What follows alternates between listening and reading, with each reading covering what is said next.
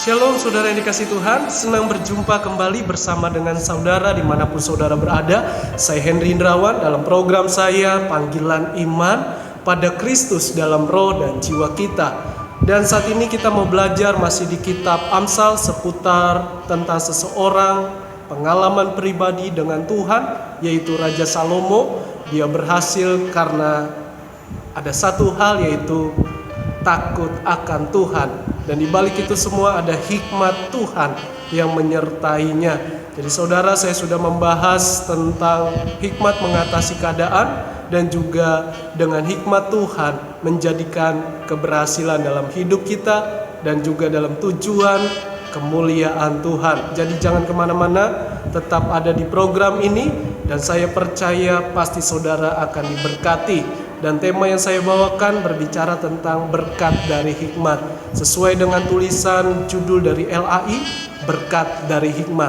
Bahwa di balik takut akan Tuhan selalu ada berkat, hikmat Tuhan yang melakukan perkara yang besar dalam hidup kita. Sebelumnya, mari kita terlebih dahulu berdoa. Haleluya. Terima kasih Tuhan Yesus, terima kasih Roh Kudus, kami kembali datang kepadamu. Kami memerlukan hikmat-Mu. Ajar kami, tuntun kami dengan hikmat-Mu agar ada kuasa Tuhan bekerja setiap kami. Biarlah pengurapan Tuhan dan juga apa yang dijelaskan setiap ayat firman Tuhan semua berasal dari pikiran Tuhan, dari hikmat Tuhan. Biarlah ada kemuliaan Tuhan dan juga yang mendengarkan YouTube ini diberkatilah mereka ya Tuhan. Apapun pergumulan mereka, selalu ada jalan keluar, ada hikmat Tuhan yang menyertai. Haleluya, amin. Mari saudara, kita buka kitab kita di dalam kitab Amsal pasal yang ketiga ayat 1 sampai yang ke-10. Berkat dari hikmat. Hai anakku, janganlah engkau melupakan ajaranku, dan biarlah hatimu memelihara perintahku. Karena panjang umur dan lanjut usia serta sejahtera akan ditambahkannya kepadamu. Janganlah kiranya kasih dan setia meninggalkan engkau. Kalungkanlah itu pada lehermu, tuliskanlah itu pada loh hatimu. Maka engkau akan mendapat kasih dan penghargaan dalam pandangan Allah serta manusia. Percayalah kepada Tuhan dengan segenap hatimu dan janganlah bersandar kepada pengertianmu sendiri. Akuilah Dia dalam segala lakumu, maka Ia akan meluruskan jalanmu.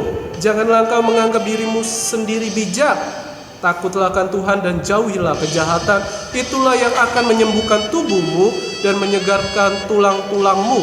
Muliakanlah Tuhan dengan hartamu dan dengan hasil pertama dari segala penghasilanmu. Maka lumbung-lumbungmu akan diisi penuh sampai melimpah-limpah, dan bejana pemerahmu akan meluap dengan air buah anggurnya. Puji Tuhan.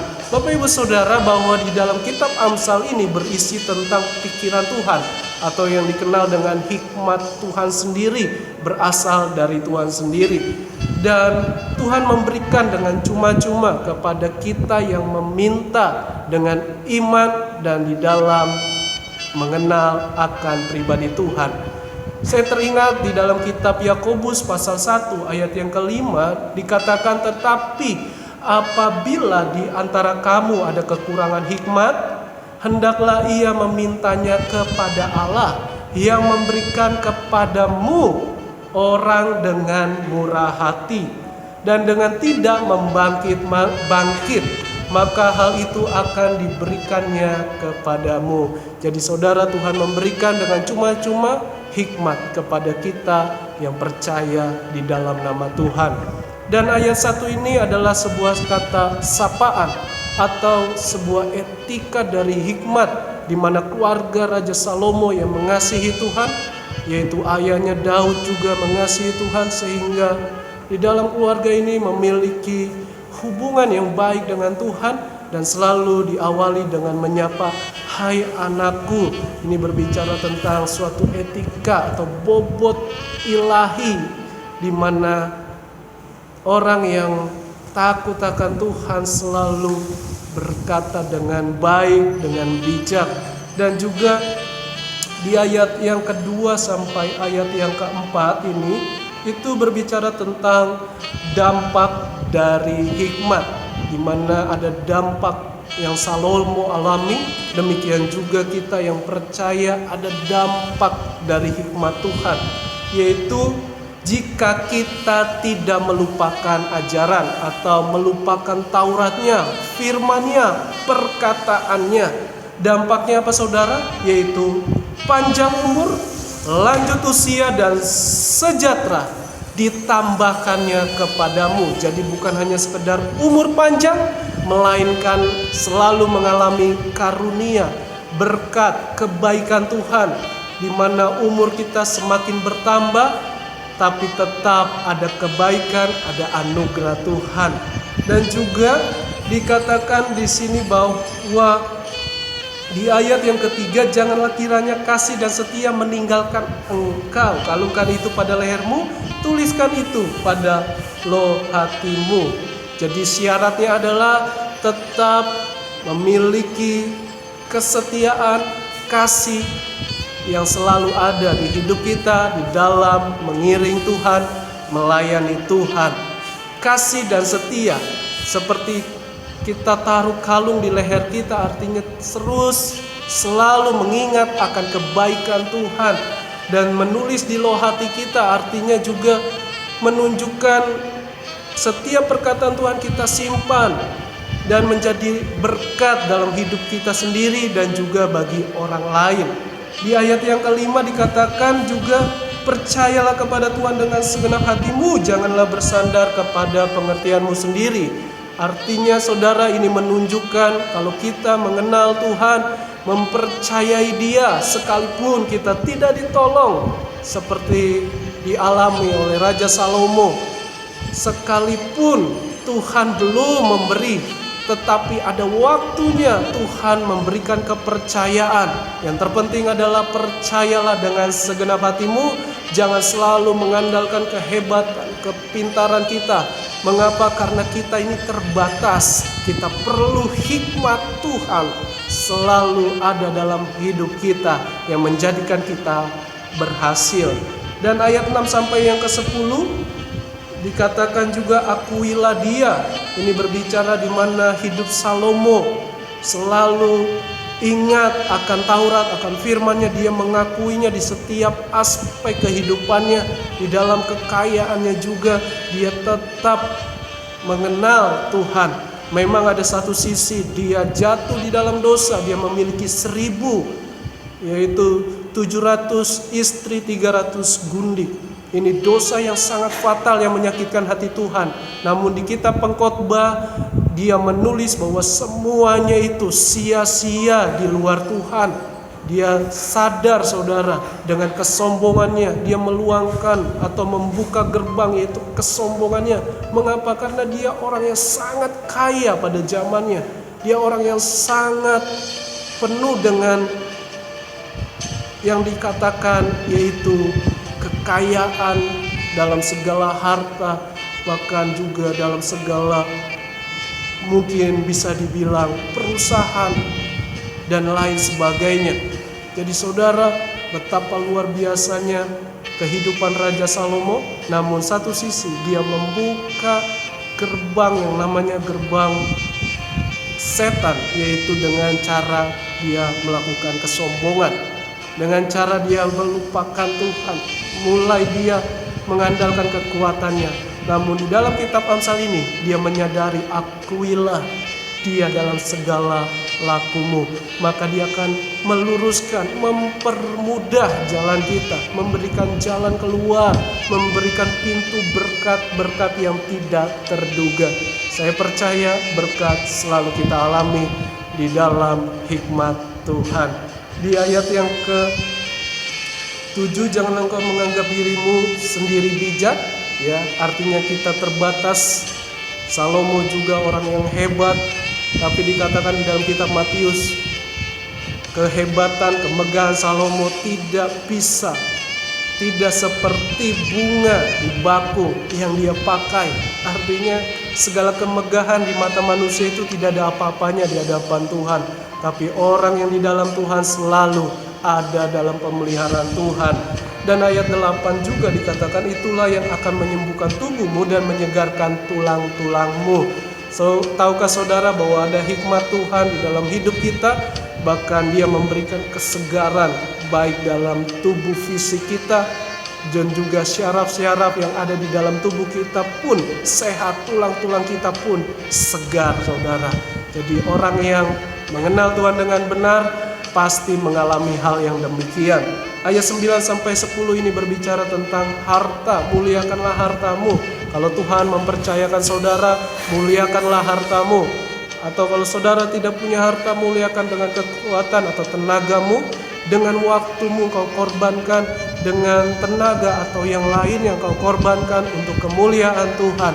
Dan saya percaya Tuhan tidak pernah menutup matanya untuk memberikan keadilan kepada orang-orang yang mengasihi Tuhan. Jadi saudara, banyak hal berkat yang dialami Raja Salomo. Demikian saya percaya ada berkat juga yang tersedia bagi setiap kita yang mengikut Tuhan dan selalu mengandalkan Tuhan.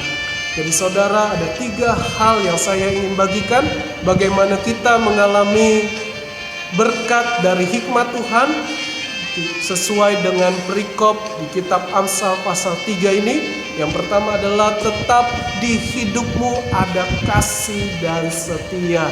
Itulah pribadi atau hakikat Allah yang kita kenal Tuhan Yesus.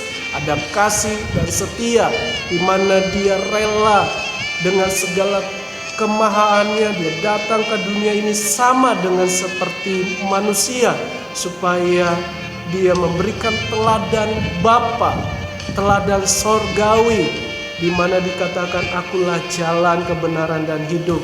Jadi saudara, kita belajar dari pribadi Tuhan Yesus dengan segalanya, tapi Dia membatasi dirinya supaya kita belajar untuk melakukan kasih dan setia kita untuk melayani Tuhan. Jadi seringkali kita mengikut Tuhan banyak hal. Kenapa ya kita semakin mengikut Tuhan dikecewakan, dihina, diremehkan? Tapi tahukah saudara, di balik itu semua ada berkat dari hikmat Tuhan. Artinya Tuhan berkata kepada pribadi kita, aku mengasihimu, engkau berharga di mataku, engkau mulia atas ciptaanku.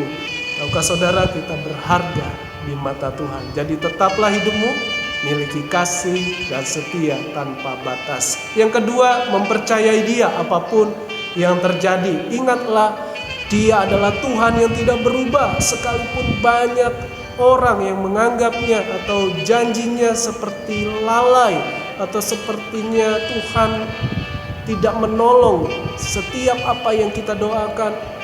Tahukah saudara bahwa Tuhan tidak pernah meninggalkan kita? Dia tidak pernah berubah. Di mana Allah Abraham sampai Allah kita yang kita sembah adalah Allah yang sama.